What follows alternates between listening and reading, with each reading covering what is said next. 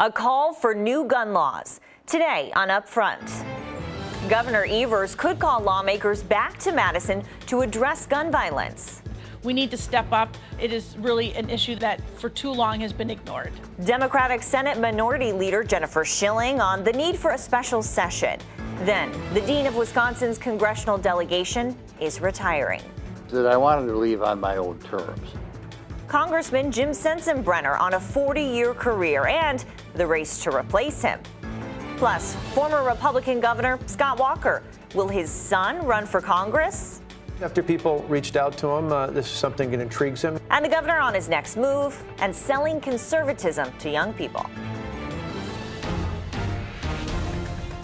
Taking on the issues important to Wisconsin.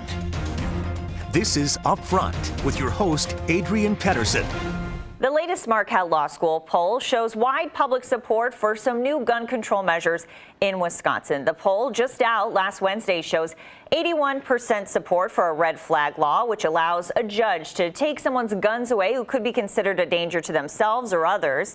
The poll also says 80% support universal background checks on gun purchases. There's less support, though, at 57% in favor for a ban on assault-style weapons. After the most recent mass shootings in Texas and Ohio, Governor Evers said he's considering calling a special session to consider gun-related laws. But Republicans say those new gun laws won't pass here. So we're talking more about this now with Democratic Senate Minority Leader Jennifer Schilling. She's at our Madison affiliate WKOW-TV. Thank you for joining us today. Good morning. Thank you. So we talked a little bit about those numbers, and when it comes to universal background checks, the red flag law, most people in Wisconsin support that. What is it going to take to make it happen? Well, as those numbers have consistently been at that level of 80%, 81% who are supporting background checks here in Wisconsin, legislative Democrats have introduced legislation to close that loophole of sales of guns at auctions and gun shows and online. We are already conducting background checks here in the state of Wisconsin. The Attorney General performs 100,000 background checks every year. And so by expanding on what we already have, I think it could lead to greater public safety. Governor Evers is considering a special session and says he's giving Republicans a handful of weeks to pass a bill with expanded background checks, or he's going to call them back to the Capitol. Do you think it will get to that point? Do you think the governor will end up calling a special session?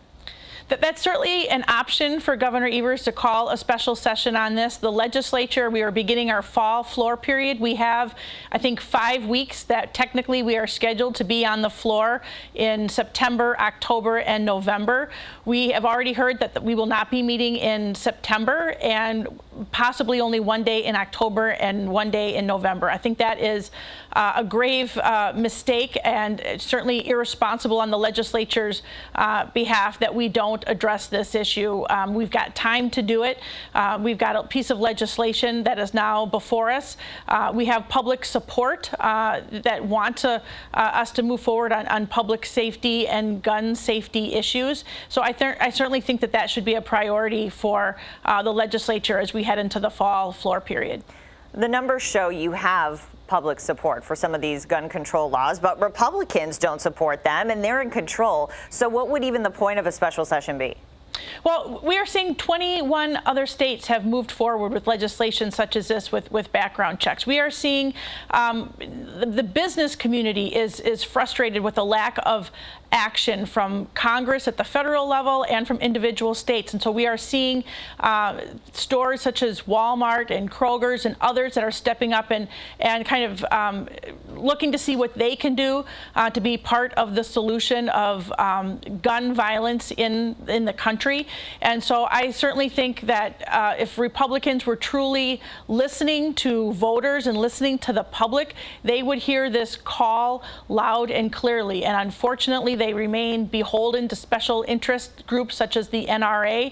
And I think it's time that we come out of our corners, that we have the courage to talk about a really a tough issue here in our country, a gun safety issue, so that we can address these senseless acts of violence across our country. Well, you know, there are some people sitting at home right now who don't want universal background checks because they say that means you'd have to register your gun and that interferes with the Second Amendment in their minds. What do you respond to that? There are thousands of safe, responsible gun owners across the country and in Wisconsin, and they lock up their guns at home. They have firearms training.